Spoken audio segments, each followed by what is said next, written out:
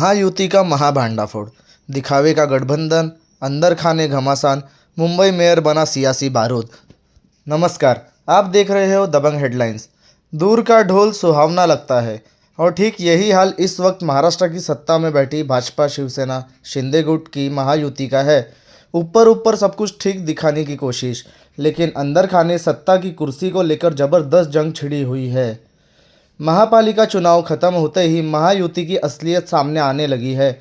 मुंबई महापौर को लेकर भाजपा और शिंदे गुट के बीच अब तक एक भी ठोस बैठक नहीं हो पाई है। सवाल सीधा है, मुंबई किसके हाथ में जाएगी? और इसी सवाल ने महायुति की नींव हिला दी है। उप मुख्यमंत्री एकनाथ शिंदे का बार बार अपने गांव जाना कोई निजी यात्रा नहीं, बल्कि खुला सियासी संदेश है।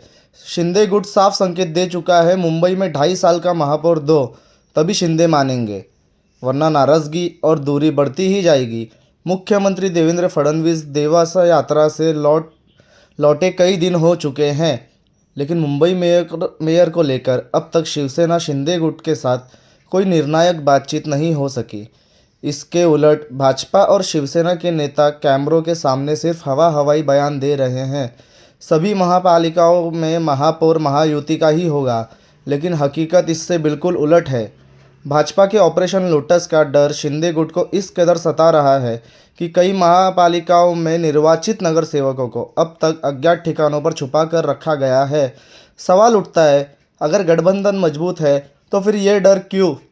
शिवसेना शिंदे गुट के सूत्रों का दावा है कि अगर भाजपा ने मुंबई महापौर देने से इनकार किया तो उसके बदले शिंदे गुट ठाणे, कल्याण, डोंबिवली, उल्हासनगर और नासिक में शिवसेना का महापौर, नासिक का पालक मंत्री पद और मंत्रिमंडल विस्तार में 2 नए कैबिनेट मिनिस्टर बनाने का प्रस्ताव रखेगा। अब सबसे बड़ा सवाल यही है, क्या भाजपा के शीर्ष नेता इस दबाव में झुकेंगे या फिर महायुति की यह रस्साकशी किसी बड़े राजनीतिक विस्फोट का कारण बनेगी?